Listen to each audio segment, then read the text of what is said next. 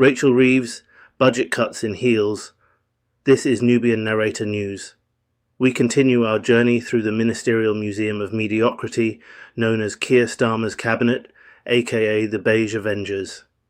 And today's episode features a woman who could balance a spreadsheet while balancing on a tightrope of austerity and PR buzzwords. Yes, today we're talking about Rachel Reeves, the Iron Chancellor of Excel.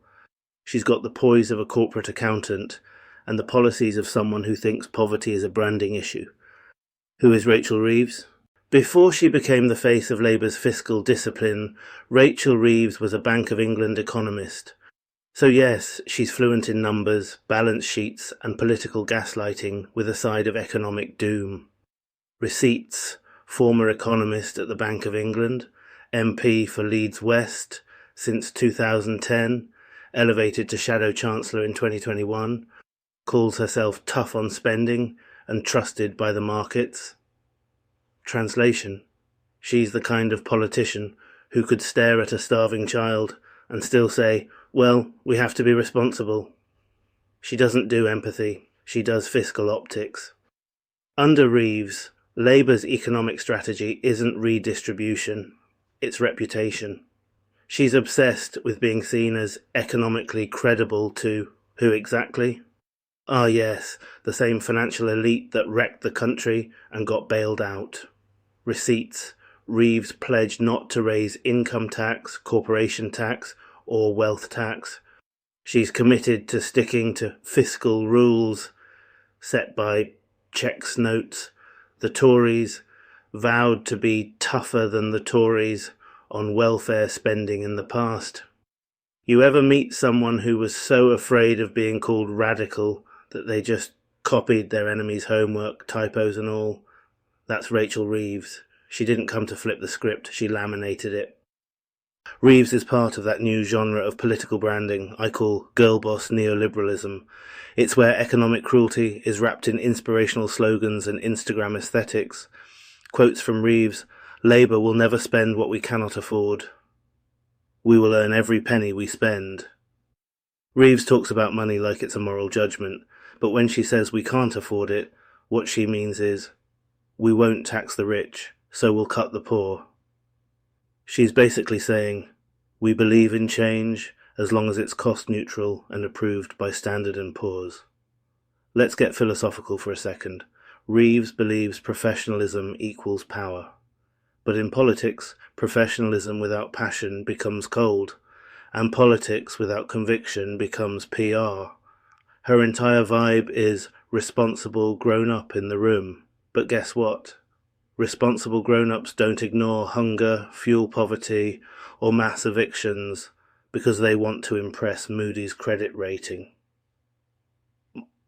Receipts: Reeves refused to commit to uprating benefits with inflation. She said Labour would not promise major spending pledges in its first budget. Critics note, her economic stance is nearly indistinguishable from Hunt's FT 2025. Reeves doesn't want to transform Britain.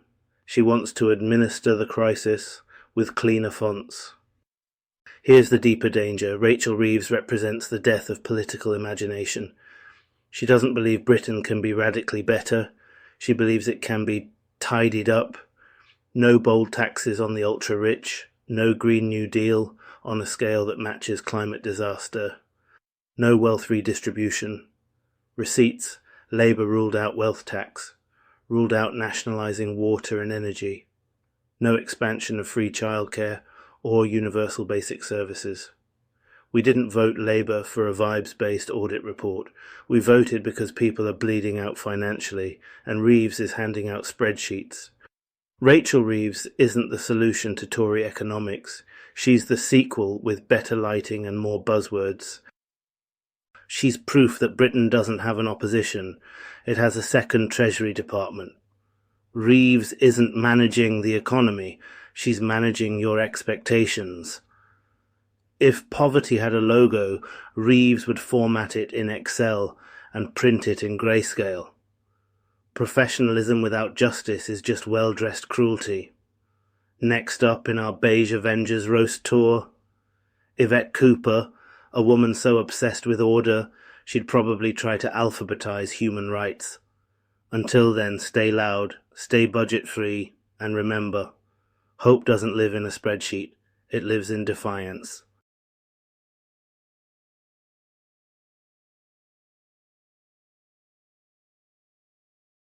Straight facts, with no context. Breaking news. Jogging increases divorce rates. Joint paying equals separate accounts. Marathon equals metaphor for emotional avoidance. Treadmills are basically escape routes. Couples that stretch apart stay apart. Public reaction. My ex started jogging. Now she jogs into her barista's DMs. We ran a 5K together. Haven't spoken since mile 3. Dr. Kenda Vibrance, PhD, post-hustle divorceology. The good doctor can be found on TikTok, shamelessly selling her commitment charts. So, if your partner starts jogging, hide the prenup. Straight facts, with no context. Next week. Owning a slow cooker linked to commitment issues.